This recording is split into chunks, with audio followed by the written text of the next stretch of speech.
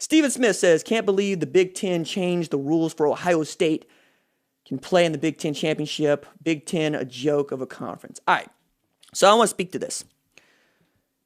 This is not the first time that the Big Ten has manipulated itself to give Ohio State the best chance to win a national championship and to be their crowning representative. So 1973, during the 10-year war, Woody Hayes and Bo Schembechler had two of the best teams in the country. And they played each other for Big Ten supremacy, going into that game each 10-0.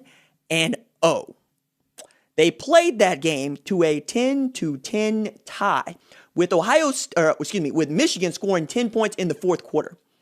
It was up to the Big Ten athletic directors and the conference to figure out which one of them would be the representative to the Rose Bowl. Because remember, back then, you didn't play in anything like a bracketed playoff. There's even no BCS. There's no bowl alliance. It's just what it is. We pick who goes to what game. And the game you want to play in, if you come up in the Big Ten or the Pac-12, is the Rose Bowl. That's the crowning jewel.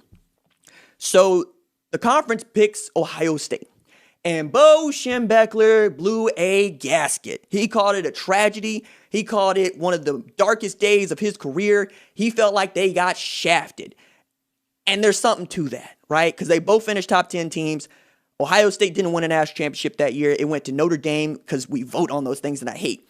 But it also speaks to what the Big Ten was trying to do, which is always give itself the best opportunity to claim a national champ, or in this particular instance, a playoff contender, because we know that the committee loves Ohio State. We know that the committee doesn't think highly of almost anybody else in the Big Ten. We also know that they are using conference championships as one of the criteria for entry into the playoff. Now, it is totally up to them whether or not they want to pick an undefeated, say, Pac-12 champion or a 6-0 Big Ten champion. And there's also to take into account that only one of Ohio State's games was canceled due to them catching the COVID, right? So they were ready to play. But it's not also as if people expected Michigan to win this game as a 30-point dog. However, what I give to Michigan fans to say, especially if Ohio State wins the Big Ten and a national championship, is they didn't do it with a win against Michigan. They didn't play us. Does it really matter? Does it really count? Because Ohio State fans are the first ones to tell you, we can go 1-11, but if we beat the team up north, it's a good season. What happens in a season where you go undefeated, but you don't beat the team up north? Something to consider. I'm just saying, put that in your pipe, right? And ask them to smoke that out. That's where I'm going to come down on it for the Michigan fans. For Ohio State fans, it's like, y'all better let go of that 1-11. We need to beat Michigan every year, but they're not gonna, because that game means so much. It's been played since 1897, dog. And it was 22 years before, the Buckeyes won a game in it. And it was getting so bad that Francis Schmidt had to come down and say, hey, they put on their pants the same way that we do. And then you get the gold pants. Ohio State wanted to win that game so badly that they incentivized the kids to go win that game with gifts. Things you can't do now. They came up with the gold pants and we still let them give out the gold pants. That is a gift that would make you ineligible to play in modern times. Now, it's just part of what Ohio State does. It's grandfathered in. Think about that for a second. There's no other program in the entire world that gives you gold pants with your initials and the score engraved on them for beating the team in college football, right? That's called an improper gift, and yet we let that happen. Let me see. Mike Farino says, I think this would be a much bigger issue if one of the games they missed was the Indiana game, but they beat them on the field. They had their chance. Again, it ain't for me. The conversation is not put Coastal Carolina in the 4-team playoff. The conversation for me is, I no longer want to live in a world where an undefeated FBS team does not have an opportunity to play for a national championship. And the only way to do that is to expand the playoff. Because we still got the Kali Matrix. And one of the reasons that we talk about the Kali Matrix, and Doc puts the Kali Matrix in the chat from time to time, is because the Kali Matrix is a college football poll that is recognized by the NCAA. Because Central Florida finished number one at the top of that poll in 2017, the NCAA recognizes their claim to a national championship. It's gonna happen again because Coastal Carolina is ranked number one in the Kali Matrix. Ohio State fans, go take a look at that and get angry because you're at like 9. To which I say, there is no need to take a look at the Kali Matrix except for our own fun and enjoyment if you expand the playoff to include 16 teams. Because I don't want the chance of your schedule being strong or weak to be the determining factor in whether or not we think you're good. I think that's stupid. I think that Ohio State is having to prove that they're good because Michigan and Penn State didn't hold up their end of the bargain. They suck, right? And they got lucky in that Indiana is good. What happens in a year where the Big Ten is trash, but Ohio State looks good? There's no way to tell. So you're going to tell me that Ohio State played a weak schedule. So what?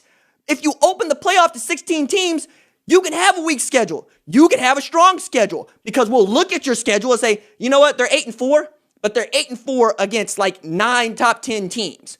Put them in the playoff.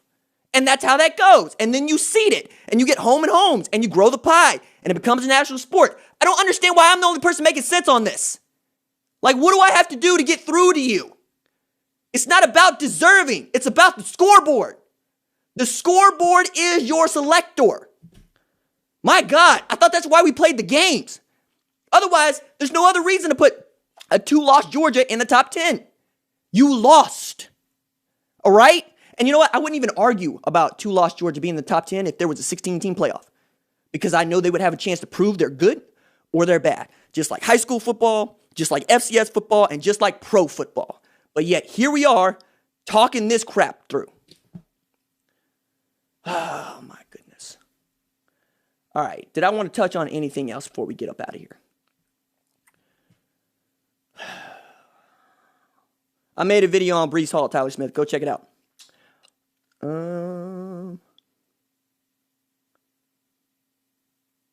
This dude said gold pants aren't called tradition. They don't have commercial value. Then why are they going for $3,000 on eBay?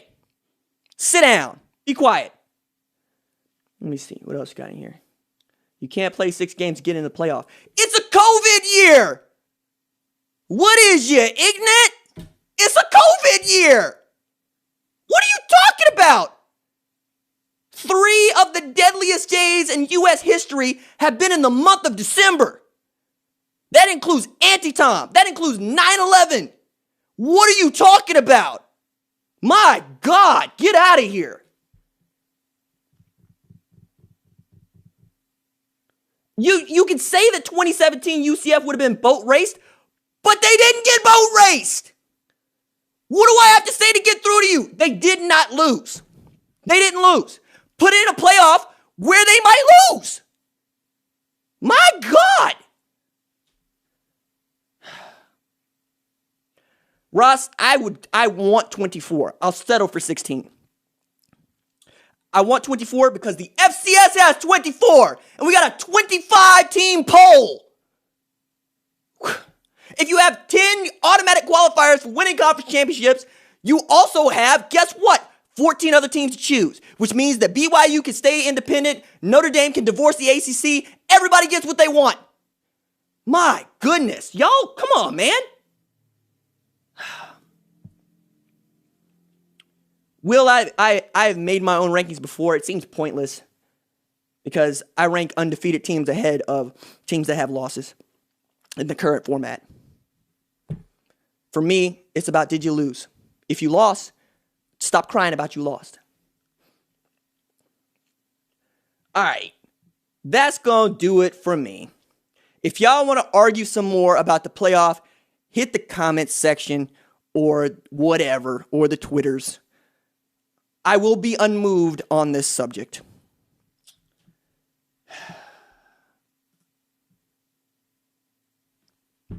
Love y'all. Deuces.